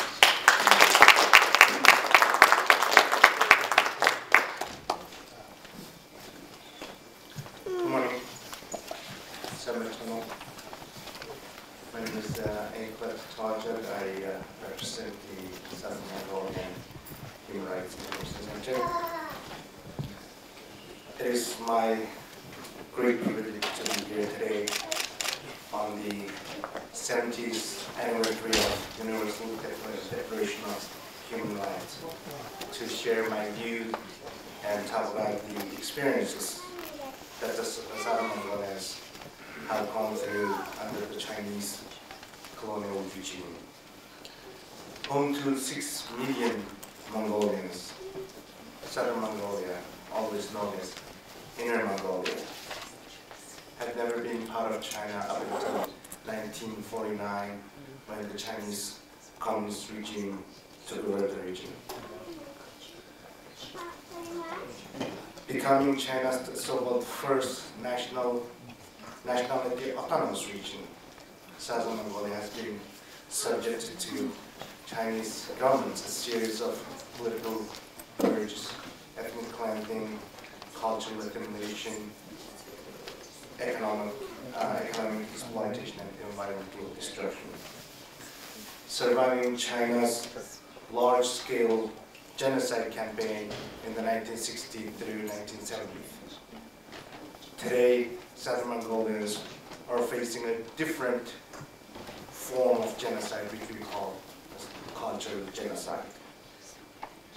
The government of China is determined to wipe out Mongolian distinct culture and nomadic civilization once for all. Policies adopted for this effort include the ecological migration, livestock grazing ban, and the most recent redefinition of the so-called bilingual education. And that policy is aimed at the total denial of the Mongolian rights to receive education in their own language.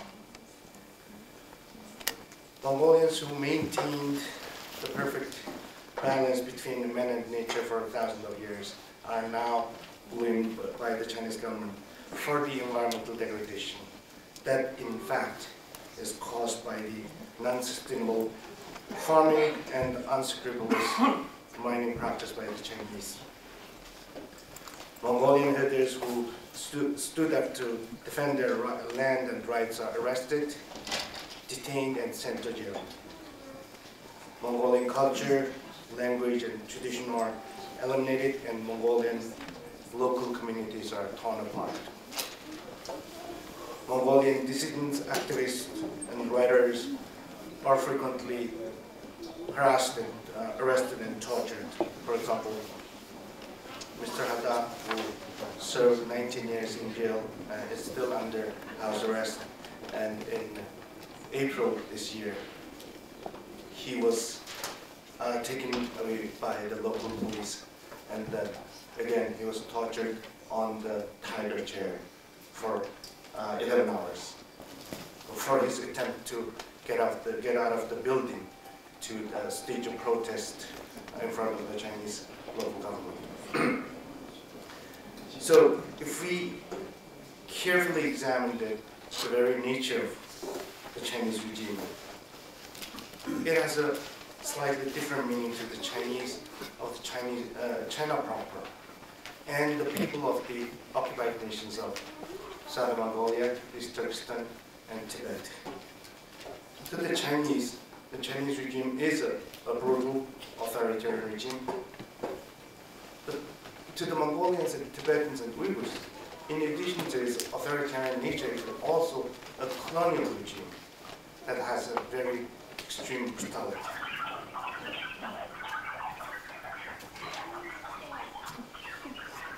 Terrorism, extremism, religious conflict, and sectarian violence are hotly discussed these days.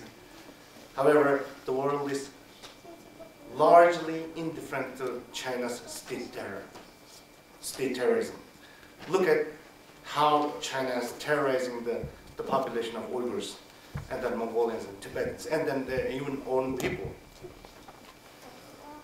So in this sense, the Chinese regime, or the Chinese Communist Party, is actually the largest and most brutal terrorist organization in our long time.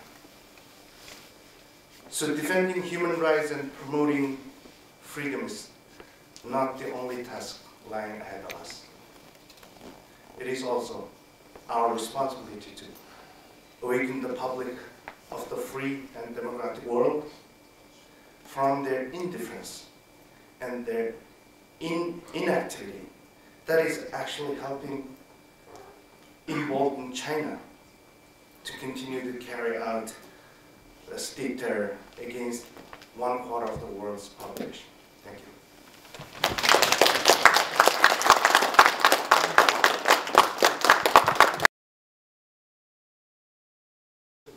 Yeah, please. I did have a full speech. I want to thank you for the interfaith and the interethnic aspect of this conference and this work. I would suggest that the only way we'll see a free China that respects fundamental human rights for all will be by being unified. And I thought the last point that was made about the enabling of the world community, and that includes the United Nations, that has been feckless in taking China into account. They've done some good things, put out reports, but when it comes to any serious and sustained effort, the United Nations has dropped the ball, as we say, here in the United States. It's been my subcommittee is called the Africa Global Health, Global Human Rights International Organization Subcommittee. We have tried repeatedly to get the different specialized agencies of the United Nations, including the Human Rights Council, to be far more robust in holding Xi Jinping to account. The fact that 1 million Uyghurs have been rounded up and put into detention camps cries out for a far more aggressive response by us all, including the United States. You know, the fact that 6 Uyghur journalists for our government have had their families arrested. Rabia Kadir, who is a great Uyghur human rights activist and has suffered her family being put behind bars and mistreated, she now has her entire family, extended family, as do all the others. So it's really, we've got to do far more. And I think the focus that that Katrina Sweat mentioned, Lanto Sweat, a moment ago, we've got the Magnitsky Act. We have the International Religious Freedom Act. Frank Wolf authored that in 1998, and I did the reiteration and expansion of it, named it after Frank Wolf a couple of years ago. And I can tell you, there are tools just sitting there in the toolbox waiting to be used. And one of them is to hold individuals to account. We have different layers, Magnitsky being the most easily usable one, to hold individual torturers and high-level and medium-level officials to account. We have not done it. There are also issues of forced abortion and forced sterilization, which has been used as a tool of genocide in China. You know, we know it's being used against the Uyghurs, it's been used against Tibetans, and used against so many others. It also has led to a crisis of human trafficking. In the year 2000, I was the prime author of the Trafficking Victims Protection Act, our landmark law on combating sex and labor trafficking. We know for a fact now that because of the missing girls, the missing daughters, directly attributable to the one-child, now maybe two-child recovery policy and its reliance on forced abortion, our commission, and Scott Flipsy can tell you, and Paul Prodick, Paul's Deputy Chief of Staff, Scott has been, matter of fact, when we did the International, parenthetically, the International Religious Freedom Act, again, that we named it after Frank Wolf, it was Scott that did so much of the yeoman's work on that legislation. He was remarkable in how he helped get that legislation passed. But that said, we are missing, they are, in China, 62 million plus women who should be there in the population and are not, because they have been systematically exterminated pursuant to this draconian population control policy. So the missing girls becomes a magnet for the traffickers, who then bring in women from the ASEAN countries and beyond, as well as from North Korea, because the women simply do not exist. One estimate said that by 2020, and that's right around the corner, 40 million men won't be able to find wives in China, because they've been systematically exterminated beginning in 1979, when the one-child per couple policy started. Where has the UN been on that issue? They have been silent to a fault, as are most of the European countries, even our own at times. So we are trying to raise that and to do so as aggressively as possible. And as Katrina said a moment ago, the religious freedom issue, we've been tracking this, our hearing just on the 28th, where we heard compelling testimony, is this newest crackdown on all the faiths. Either conform to the Communist Party ideology, become a part of it, or cease to exist. We will exterminate you, your group as well as individuals. You know, there's just, now is the time to double down. I would call on President Trump. You know, past presidents, I think, have been less than strong in their attitudes towards China. I think they've had a naive view that if you just trade a little more, things will happen. I remember when we were combating the most favored nation status for China during the Clinton administration, the word, it was bipartisan. If you just trade more, things will get better. No, they become far more efficient. They were able to buy more surveillance capabilities as they're using against the Muslim Uyghurs. And of course, things like Google and the others who have been complicit in the censorship. It all creates a greater threat to humanity rather than less. We have no fear of a free and democratic China, but a dictatorship spreading its errors throughout the world, we do have great concerns about that. So again, this conference becomes a pivot, a chance to get all the different ethnic groups that are really under siege in China, and for all of us to do everything we can. I call upon President Trump, use the Magnitsky Act now. Start naming those names. Make them unable to buy and sell, to be part of the commerce system of the United States and deny them the visas when they want to come here and bring their families here because of what they do to tremendous human rights activists, many of whom are in this room who have suffered so horribly. So thank you. I'm looking forward to seeing as much as we can get from you, Dr. Yang, and in terms of the transcripts so that we are better informed. But this is a Catalyst conference, and I just can't thank you enough for your leadership. Thank you.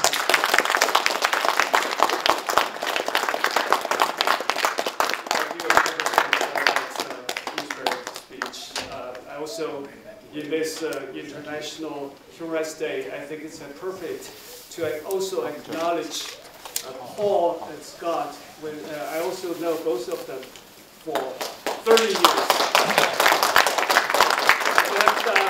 And whenever we need something, we go to them, ask them help. Every time they never fail to provide the help we need. So thank you so much, both of you. Now our next speaker is Ms. Tanjo Gatzel. She is Director of Outreach for ICT. And she's done a great job to serve as a solid bridge between the Chinese community and the Tibetan community. With that, let's welcome her to give us a state view.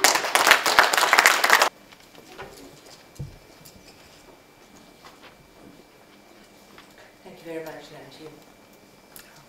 Thank you. It's my pleasure to join you here today and bring you greetings from my International Campaign for Tibet for all of you here. ICT has been proud to be involved with this conference right from the beginning, working closely with Dr. Yang there.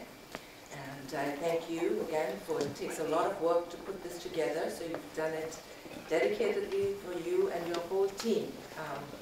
So thank you for continuing to do that. Thank you for all the speakers ahead of me. So many great speeches here today, setting the agenda for the conference, a lot to do. I won't take too long. I think all the important things have been said. But just to give you the importance that ICT plays for something like this, I think our organization has been in existence for 30 years, and we are guided by the vision of His Holiness the Dalai Lama for Tibet. And His Holiness always has this broad, all-encompassing vision that always calls for understanding others, non-violence, and looking at compassion and bringing everyone together. And so right from the beginning, he had stressed for the Tibetans the importance of engaging with Chinese and engaging with all the others, because he believes ultimately we have to live as neighbors, and we have to find a solution that's peaceful, that brings something positive for everyone. So with a vision like that and a leader like that, that's how we have to follow in his acts for Tibetans, for ordinary Tibetans, from the 50s, from being occupied, through the occupation and the invasion. Tibetans have suffered so much. And with that suffering, it's, we have a lot of pain, frustration, anger. It's easy to build up. But it's His Holiness's message and his constant teaching that brings Tibetans to live peacefully and still stay convicted to what their beliefs are, but at the same time not go into violence and stay non-violent. So this, I think, is the inspiration and the vision and the leadership of His Holiness that has guided Tibetans. And as we gather together and understand each other better, I think for all of you who are joining us, for the Tibetans, if you understand how His Holiness thinks and how His Holiness's vision is, you will understand how Tibetans' thinking is. His Holiness tells the story of a Tibetan monk he met This monk had spent 18 years in prison going through horrible conditions. And when he finally escaped into exile and he met His Holiness. And at the meeting, he broke down and he said, there were times when I was in great danger. And His Holiness said, he thought he was speaking in danger for his life. But then you see, the monk went on to explain, I had great danger. The biggest danger I had was of losing compassion for my oppressors. So that is the kind of inspiration that His Holiness gives for Tibetans, and that's why he's such a special and important leader we have in our world today. And as Tibetans, that's something we would like to share with all of you, and all of you can gain inspiration and gain kind of strength as we do from his leadership. So that's what I wanted to share today, and I look forward to speaking more and getting to know all of you better. And thank you all for all. Our next speaker is Ms. Tianqi Liao. She is a long-time Chinese dissident. She's been worked to advance human rights for decades. Let's give her a welcome. Thank you very much. I'm not a dissident, but I'll say something later about myself. I am the president of the Independent Chinese Pen. But let me start first with the concentration camp. In the last century, in the 30s, when Hitler came to power, it started at the second half of the 30s. They built up those concentration camps in different places in Europe. And hundreds of thousands of Jewish people, later millions of Jewish people, were transported to those concentration camps. In the beginning, the world just closed its eyes and didn't say anything. Later, the world regret. All people regret and say, how could that happen? Today, we heard what happened. This history repeated again in front of our eyes. 800,000 Uyghurs, or even almost 1 million Uyghurs, have been put into this so-called shameless re-education camp. And the Chinese government call it re-education camp. How does a regime, a government, a party dare to do this in the 21st century? We cannot bear it.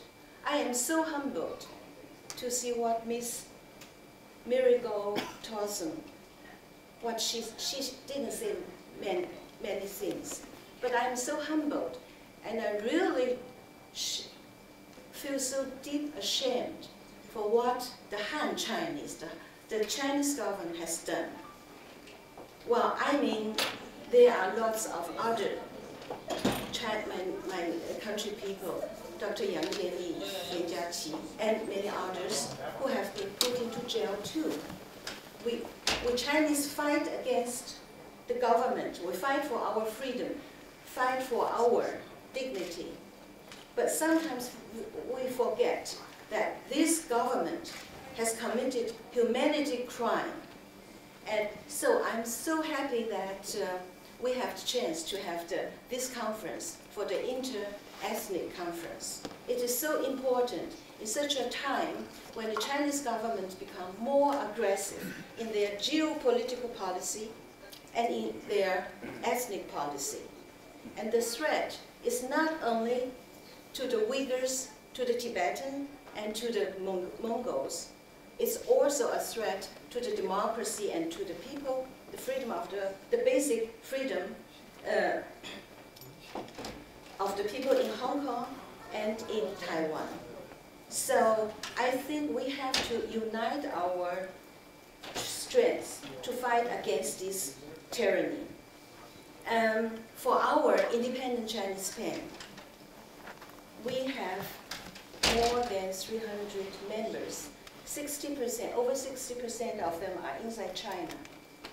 Many of them are threatened by the government. At the moment, we have 10 members who are still in jail. And you know very well, last year, we lost our honorable and our former president, Dr. Liu Xiaobo. He was the Nobel laureate from 2010. He was tortured to death. It's not a normal death. He tortured and he couldn't leave alive the prison. And the same thing happened to Yang Tongyan. He was more than 16 years in jail.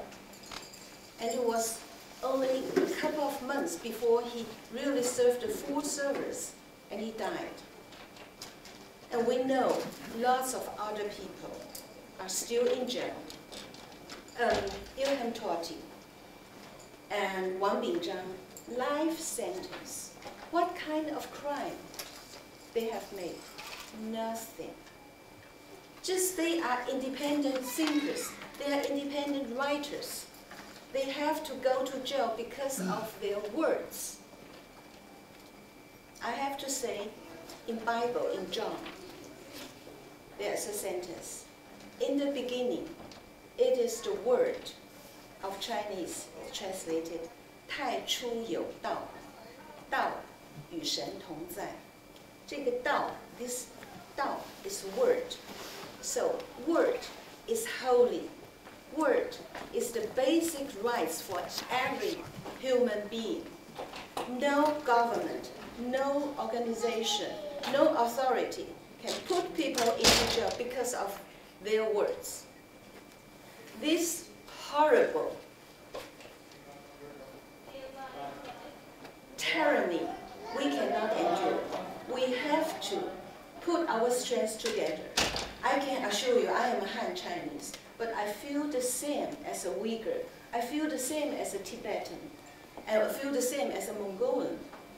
What you suffered, I suffered too. If there is any writer, if there's any human being who suffered under such a tyranny, I suffered too. And I can assure you, we will do our best to be at your side. Thank you very much.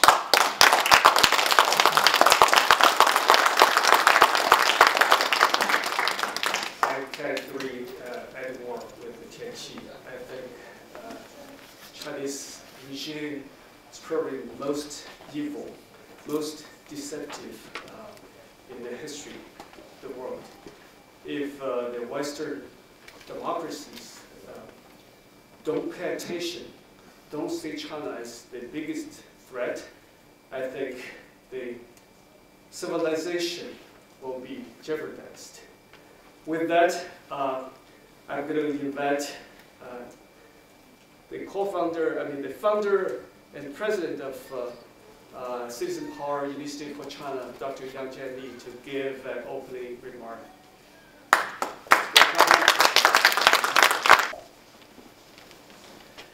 Distinguished guests, dear friends, brothers and sisters. 70 years ago today, the Universal Declaration of Human Rights was born in the aftermath of World War II. That document embodies our most cherished principles and aspirations. It recognizes that inherent dignity and the equal and inalienable rights of all members of the human family is the foundation for freedom, justice, and peace in the world.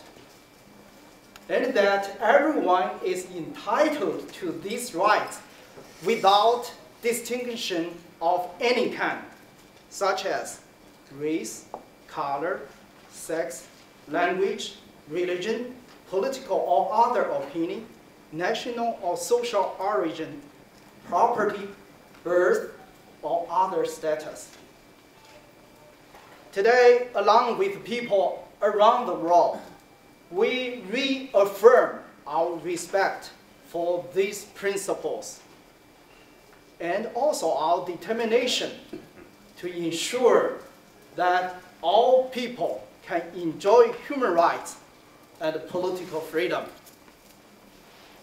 But for the peoples represented at this conference, this is no joyous anniversary.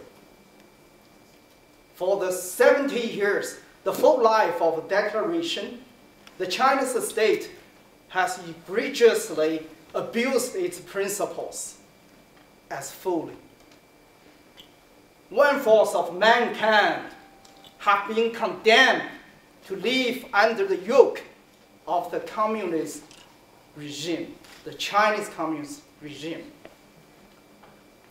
Over these 7 decades, the loss and the suffering has been unspeakable.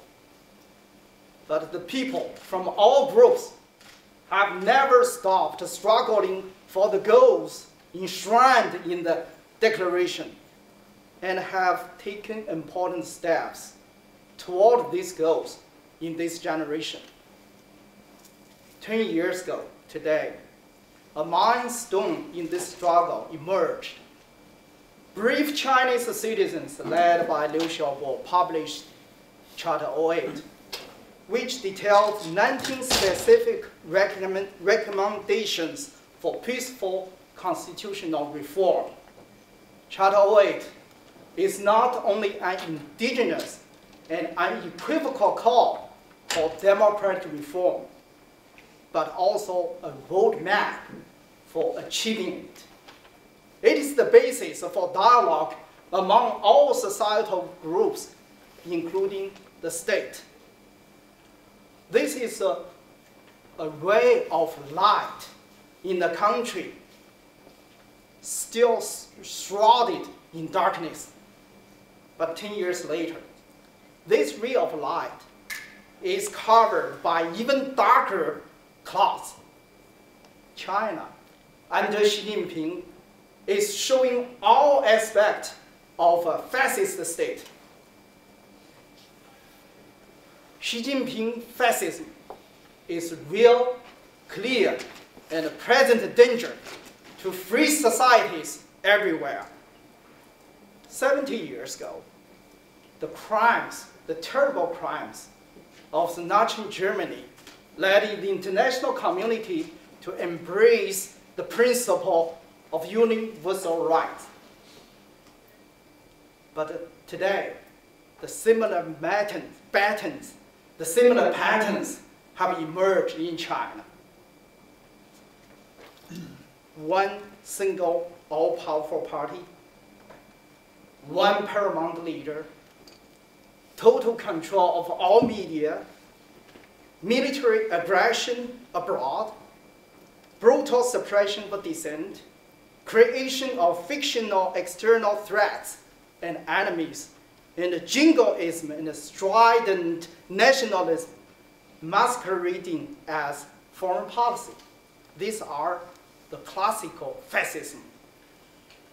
After the Holocaust of the Jewish people under Hitler, we vowed never again. But among the post-war atrocities that belie that pledge, we today must add the re-education concentration camps where more than 1 million people, 1/10 of Uyghur peoples, are detained. This is a classical fascism. This is a mature fascism combined with communism, crony capitalism, and the 1984 digital totalitarianism. I call it the fascism with Chinese characteristics.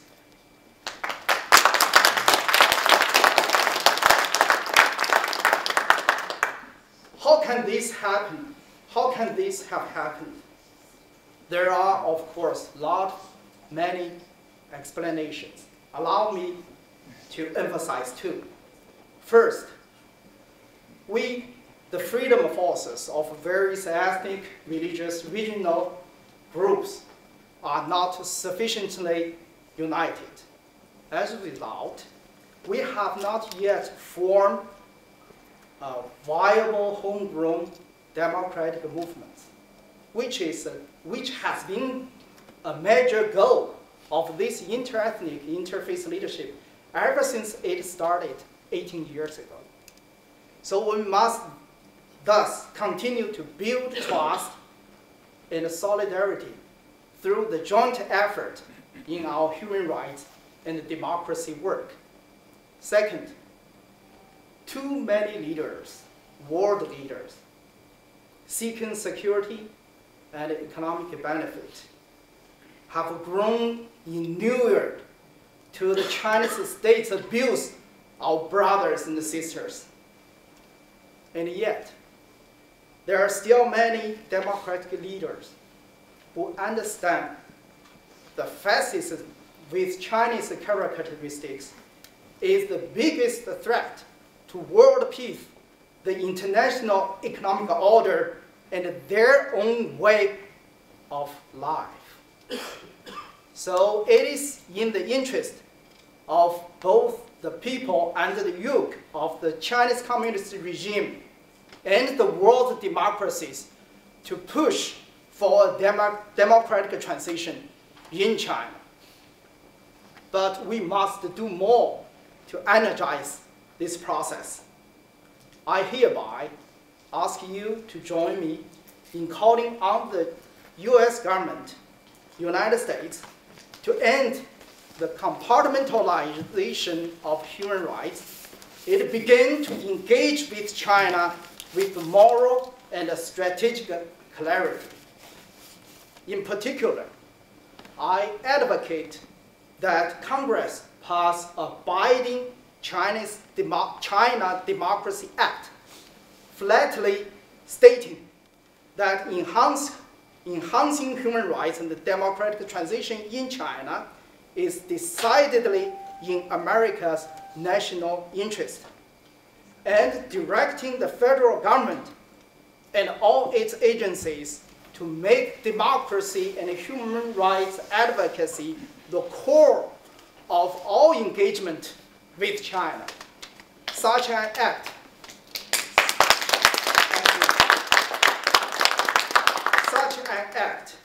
will serve as America's grand strategy toward China, setting a firm foundation that guides U.S. activities with China in all spheres.